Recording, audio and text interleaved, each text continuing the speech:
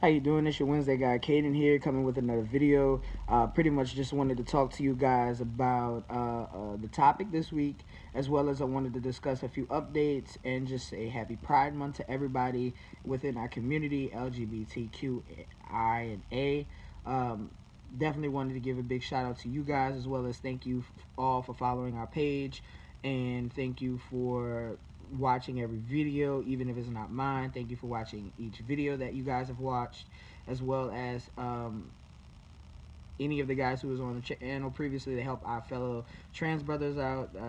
Thank you guys for offering your advice. Um, as well as I wanted to give a huge shout out because to trans women of color, or trans women in general, because they are the individuals who have helped us win this battle that we have been fighting with our fellow counterparts.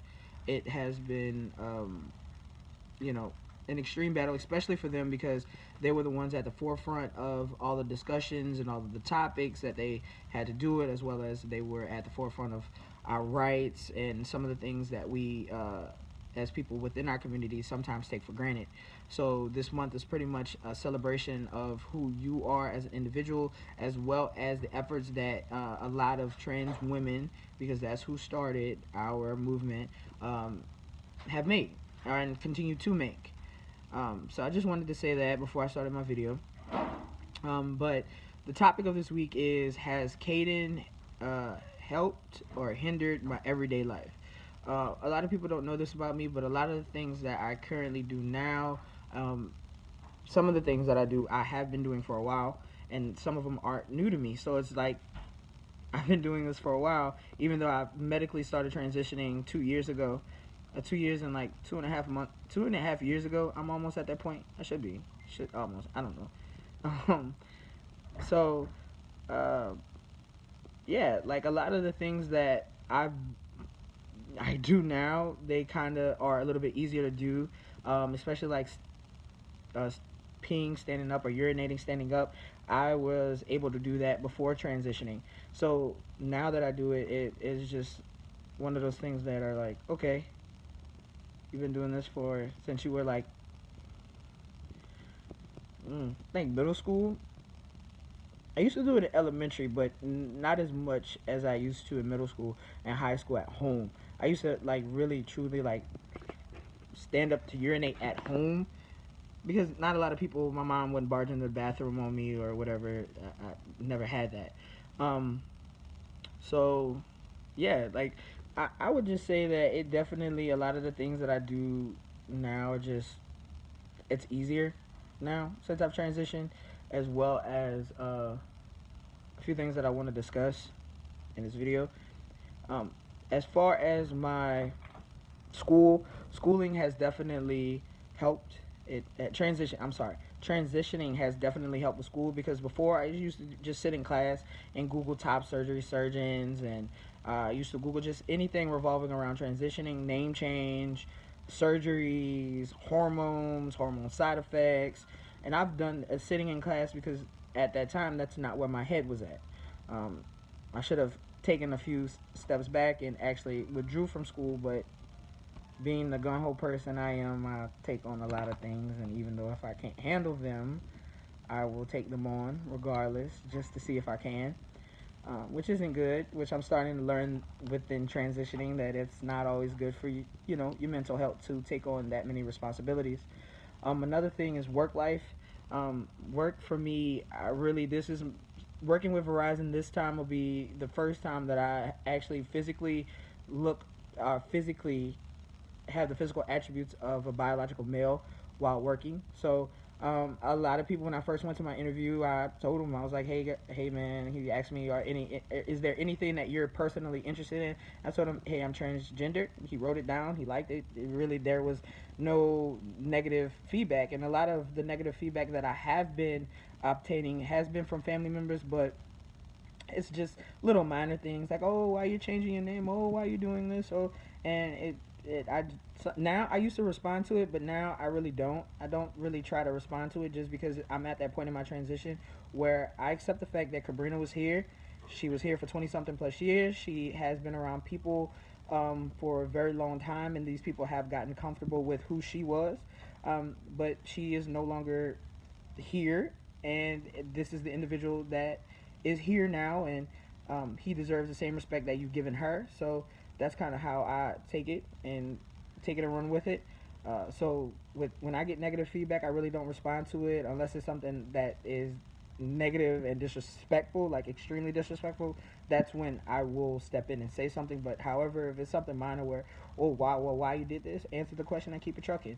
Um, Another thing is like personal life with like my, well, I just talked about my family. So within my relationship, a lot of the things that um, first encountered when Janae and I dated for 6 years before I even started transitioning. She knew that I wanted to transition, but you don't really know what you get into until you're actually into it. um, and that's what transitioning is. You never know what will change with you. Some guys sexual preferences change, some guys a lot of things change with them, personality, a lot of things change. So everything when transitioning is up and open for, you know, just pretty much out in the open, and you're just hoping that things stay the same or some things about yourself change. And that's where I'm at right now, where my communication is one of the things I'm definitely working on, because I'm that person that I know I have a problem. Like, I interrupt people and I hate when people interrupt me. So I'm working on the fact that, when people are talking, you know, even if you have something to say, try your hardest to remember it, because it's not that I'm interrupting you because I want to interrupt you. It's because I will forget what I have to say, and I just need to like write it down somewhere. That's what I'm starting to do, like write it down in my notes and then bring it up later in the conversation. That kind of helps. Um, and then in my social life, I would say a lot of the things that a lot of people focus on with transitioning, like physical changes, mental changes. My social changes were probably some of the hugest changes that I had. I'm not gonna disagree, because I was a very introvert person, like very very introverted. I wouldn't have done this as Cabrina. I wouldn't have been on YouTube. I wouldn't have gotten some of the jobs that I've had just because I had to interact with other people. Um, so it was one of those things where I kind of came to this realization of, if you want to be more social, then make yourself comfortable. And if you can make yourself comfortable, then you're going to want to be more social. So now I'm at the point where I'm becoming more social because I am more confident.